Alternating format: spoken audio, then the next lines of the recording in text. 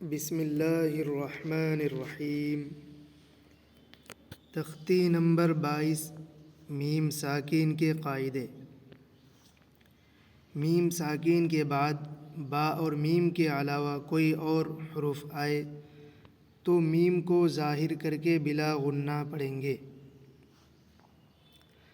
یعنی جس میم پر جزم یا سکون ہو اور اس کے بعد جو حرف ہو وہ اگر با اور میم کے علاوہ کوئی اور ہو تو وہاں پر ظاہر کر کے پڑھیں گے، غنہ نہیں کریں گے۔ تو ظاہر یعنی اظہار کی مثال جہاں پر غنہ نہیں ہوگا یہ دیکھ لیتے ہیں۔ ہم فیہا، اس میں میم ساکن ہے، جیسا کہ ہم دیکھ رہے ہیں میم ساکن ہے اور میم ساکن کے بعد فا آ رہا ہے۔ اوپر قاعدہ میں ہے کہ میم ساکن کے بعد با اور میم کے علاوہ کوئی حرف آئے تو اظہار ہوگا، یعنی غنہ نہیں ہوگا، اخفا نہیں ہوگا۔ تو لہٰذا یہاں پر میم ساکن کے بعد فا آیا ہے، اس لیے یہاں پر غنہ نہیں ہوگا۔ اس کو اس طرح سے پڑھیں گے، ہم فیہا، غنہ نہیں ہوگا، ہم فیہا۔ ٹھیک اسی طرح لکم دینکم، میم ساکن ہے، میم ساکن کے بعد دال ہے تو یہاں پر بھی غنہ نہیں ہوگا، لکم دینکم۔ لم یلبسو، میم ساکن کے بعد یا ہے لہٰذا یہاں پر بھی غنہ نہیں ہوگا، لم یلبسو۔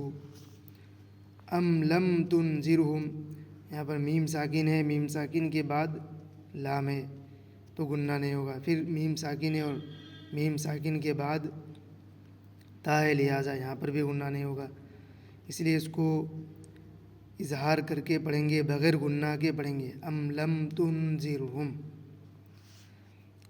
آگے بھی سیم چیز، لہم اجرن، میم ساکن ہے، میم ساکن کے بعد حمزہ ہے لہٰذا یہاں پر غنہ نہیں ہوگا، لہم اجرن۔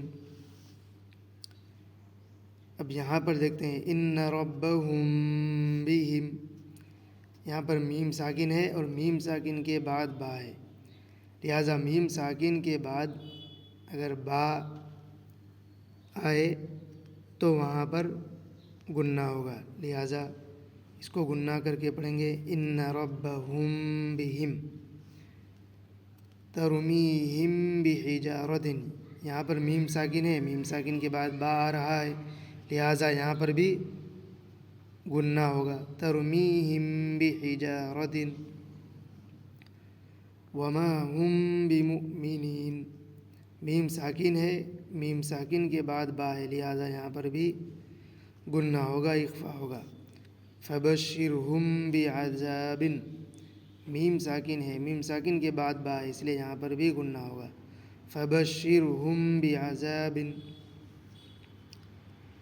اب یہاں پر دیکھتے ہیں الیکم مرسلون، اوپر قاعدہ میں ہے کہ میم ساکن کے بعد اگر با اور میم آئے تو غنہ ہوگا، لہٰذا یہاں پر میم ساکن کے بعد ایک دوسرا میم ہے تو لہٰذا غنہ ہوگا، الیکم مرسلون لہم ما یشاءون، میم ساکن ہے، میم ساکن کے بعد ایک دوسرا میم ہے تو غنہ ہوگا۔